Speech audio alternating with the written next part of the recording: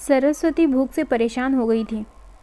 सुबह से मालती ने उसको खाने के लिए कुछ भी नहीं दिया, क्योंकि सुबह नाश्ते में उसने आलू के पराठे बनाए थे और वह ख़त्म भी हो गए थे।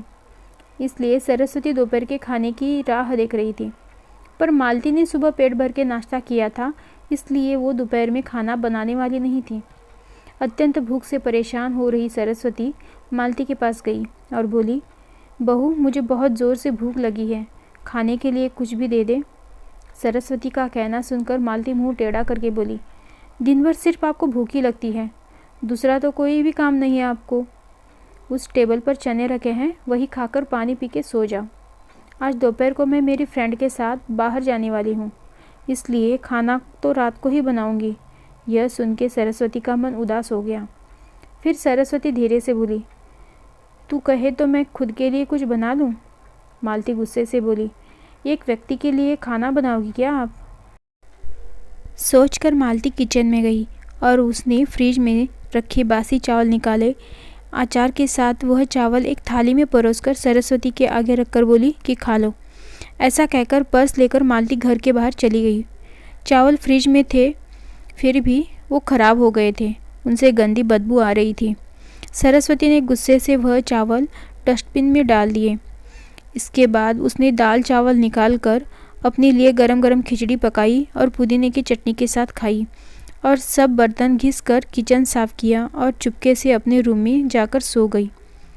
मालती ने भले ही खाना पकाने से मना किया था, पर यह घर उसका भी था और वह खुद का खाना खुद बना सकती है। दूसरे दिन सुबह सरस्वती अपने रूम में बैठी थी। उतने में उसका बेटा रमेश उधर आया और बोला, माँ, आजकल महंगाई बहुत बढ़ गई है, मुझे घर खर्च चलाना भी बहुत कठिन हो रहा है। ऊपर से पापा की 13वीं पर भी बहुत खर्चा हुआ। माँ, मैं सोच रहा था कि एक रूम किराए पर दिया जाए, घर का किराया आने पर घर खर्च में थोड़ी मदद होगी। सरस्वती बोली, बेटा, तुझे जो ठीक लगेगा तू वही कर। उसके बाद रमेश गला साफ करते हुए बोला, माँ, तेरा रूम खाली कर दे और नीचे के छोटे रूम में शिफ्ट हो जा। उस छोटे रूम में टॉयलेट और बाथरूम नहीं है, तो उसे कोई किराए पर नहीं लेगा। सरस्वती चौंक गई और बोली, पर वह रूम छोटा है और वो तो स्टोर रूम है, मैं उधर रहूँगी तो टॉयलेट बाथरूम कैसे जाऊँगी? रमेश बोला, माँ, तू आंगन के टॉयलेट में जाया कर, तू तो घर ही रहती है ना। जिसको हम रूम किराए पर देने वाले हैं उसको तो सारी सुख सुविधाएं तो चाहिए ना। वैसे भी यह रूम भी बहुत बड़ा है, पापा के जाने के बाद तुझे इतने बड़े रूम की क्या ज़रूरत है? सरस्वती कुछ क्षण शांत रही और सोचने के बाद बोली, टेरेस पर जो रूम है वह भी तो हम किराए पर दे सकते हैं, उस रूम में सब सुख सुविधा है। उस पर रमेश बोला, नहीं माँ, वह रूम हम किराए पर नहीं दे सकते, वह अपने मेहमानों के लिए रखा है। तुझे तो अच्छे से पता है कि मालती के मायके वालों का आना जाना चालू रहता है, इसलिए एक्स्ट्रा रूम मेहमानों के लिए रखना पड़ेगा। सरस्वती सब समझ गई थी कि बेटे ने तो उसका ही रूम किराए पर देने का निर्णय लिया है, क्योंकि वह बुढ़ापे में बेटे और बहू पर आश्रित थी। इसलिए रमेश ने जो कहा उस पर सरस्वती ने ज़्यादा विरोध नहीं किया। उसने अपना थोड़ा सामान लिया और छोटे रूम में शिफ्ट हो गई। उधर पुराने छोटे रूम में उसका जी घुट रहा था, तब भी वहाँ उस रूम में दिन काट रही थी। नया किराएदार आया था, सब पहले जैसा चल रहा था। घर में आए हुए किराएदार का नाम अशोक था, एक एनजीओ में काम करता था। वह हर रोज़ मालती और रमेश सरस्वती के साथ कैसा सलूक करते थे वह देखता था। वह देखकर उसको बहुत बुरा लगता था। धीरे धीरे सरस्वती अशोक को अपने बेटे जैसा मानने लगी। अशोक भी आते जाते सरस्वती का हालचाल पूछता था और उसका ख्याल रखता था। रमेश और मालती को सरस्वती से कुछ लेना देना नहीं था। मालती बचा हुआ खाना उसके थाली में रखकर जाती और बेटा तो उसके तरफ देखता भी नहीं था। सरस्वती तो पहले ही समझ गई थी कि उसका बेटा अब पहले जैसा नहीं रहा, वह बदल गया है। फिर भी वो आंखें बंद करके किसी पालतू पशु जैसा घर में रहती थी, क्योंकि बुढ़ापे में उसका दूसरा किसी का सहारा नहीं था। रोटी के 2 टुकड़ों के लिए उसको उनके सहारे रहना पड़ रहा था। कभी कभी सरस्वती को बहुत रोना आता था। सरस्वती अशोक को अपने मन की बातें बताने लगी। उनकी पति की मौत बेटे की लापरवाही से हुई थी, पर वो ज़्यादा नहीं बोल पा रही थी। जब पति काम पर जाते थे तब घर में हम दोनों को बहुत मान सम्मान मिलता था। जब वह काम करने में असमर्थ हो गए तब रमेश को उन्होंने घर खर्च में मदद किया कर ऐसा कहा। यह बातें रमेश के मन को बहुत लगी। जब तक पति घर चला रहे थे रमेश अपनी सब पैसा बचा लेता था, पर अब शर्म से और मजबूरी से उसको घर खर्च चलाना पड़ रहा था। धीरे धीरे माँ बाप का खर्चा उसको बोझ लग रहा था, लेकिन वह स्पष्ट रूप से कुछ भी नहीं कह पा रहा था। इस बीच पति का स्वास्थ्य बिगड़ गया और वह चल बसे। डॉक्टर के पास जाने से पता चला कि उनको निमोनिया हुआ था। डॉक्टर थोड़ी महंगी दवाई लिख कर देते थे, तो रमेश पैसे बचाने के लिए हमेशा आधी दवाई लेकर आते थे। शुरू में पति का स्वास्थ्य सुधर गया था, तब रमेश ने उनकी गोलियां और औषध बंद कर दी थी। पति भी इन चीज़ों पर ज़्यादा ध्यान नहीं देते थे, लेकिन एक रात में उन्हें सांस लेने में बहुत परेशानी हुई। सरस्वती बहुत घबरा गई और वह भाग के रमेश के कमरे का दरवाज़ा ठोकने लगी और कहने लगी कि पापा का स्वास्थ्य बिगड़ गया है, चल हम उन्हें डॉक्टर के पास लेकर जाते हैं। उस पर रमेश बोला, माँ मुझे अब नींद आ रही है, मुझे सोने दो, सुबह पापा को डॉक्टर के पास लेकर जाएंगे। ऐसा कहकर उसने दरवाज़ा बंद कर लिया। सरस्वती रात भर पति के तकिए के पास चिंतित बैठी रही। कभी छाती को तेल लगाकर मालिश कर रही थी तो कभी बाप दे रही थी, पर भगवान को कुछ अलग ही स्वीकार था। सुबह तक उनकी मृत्यु हो चुकी थी। घर में कब्रिस्तान जैसी शांति थी। रमेश रोने का नाटक करने लगा। मालती तो ऐसे रो रही थी जैसे उनको वास्तव में ससुर चले गए इस बात पर बहुत दुख हो रहा हो। सबसे ज़्यादा धक्का लगा सिर्फ सरस्वती को, पर वह कुछ बोल नहीं पा रही थी।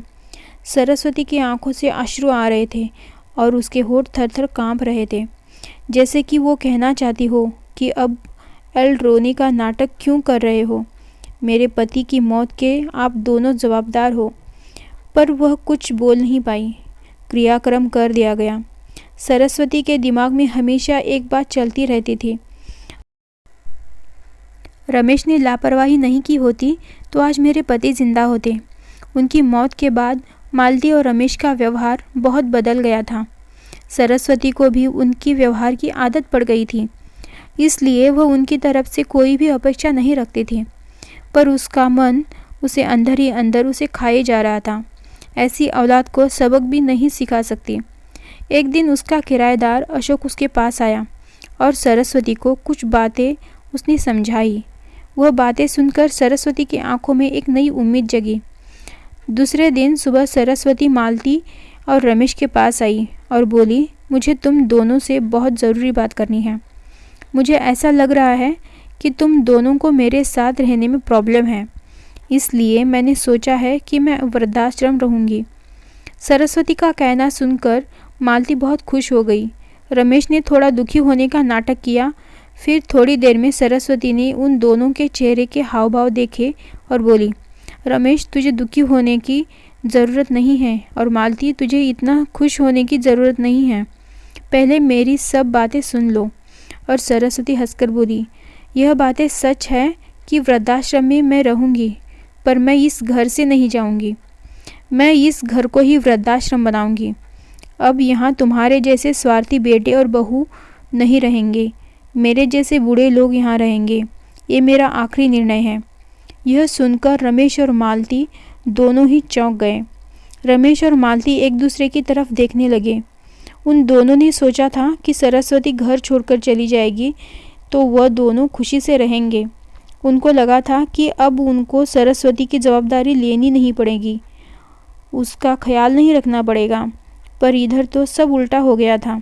सरस्वती का कहना सुनकर रमेश गुस्से से बोला, माँ तेरा दिमाग ठीक है ना? इस घर पर मेरा अधिकार है, फिर तू इस घर को कैसे वृद्धाश्रम बना सकती है? तू भूल रहा है बेटा, अभी तक ये घर मेरे ही नाम पर है। सरस्वती गुस्से से बोली, तुम दोनों ने मुझे बहुत परेशान किया है, छोटे छोटे बातों पर मेरा अपमान किया है। बीमारी के वक्त भी मुझ पर ध्यान नहीं दिया। खाने पीने के लिए भी मुझे बहुत तरसाया। तेरे पिताजी भी मुझे छोड़कर चले गए।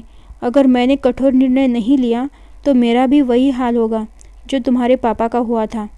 इसलिए मैंने सोचा कि बेटे के झूठे प्यार के जाल में फंसने से अच्छा है मैं अपने बारे में सोचूं।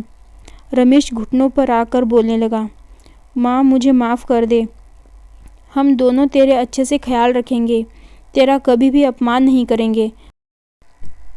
पर तू इस घर को वृद्धाश्रम मत बना। माँ थोड़ा तो सोच कर देख, हमारा क्या होगा। सरस्वती ऊंची आवाज़ में बोली, मैंने और तेरे पापा ने तुझे अच्छे संस्कार दिए थे, फिर भी तूने सिर्फ तेरे परिवार के बारे में सोचा, हमारा नहीं। फिर मैं तेरा कैसे सोचूं? तू तेरे परिवार का सोच, मेरी चिंता मत कर और जल्द से जल्द एक घर छोड़कर चला जा, क्योंकि इस घर में अब अच्छे लोग रहने आ रहे हैं। इतना कहकर सरस्वती अपने रूम में चली गई। रमेश और मालती शांत सरस्वती को जाते हुए देखते रह गए। सरस्वती ने अपने जैसे बूढ़े लोगों को उसके घर में आश्रय दिया। अशोक की मदद से वृद्धाश्रम अच्छे से चलने लगा। दोस्तों, आजकल के लड़कों ने बूढ़े लोगों के साथ गैर व्यवहार किया तो बूढ़े लोग भी कठोर निर्णय ले सकते हैं। वीडियो अच्छी लगे तो लाइक और सब्सक्राइब करना मत भूलना।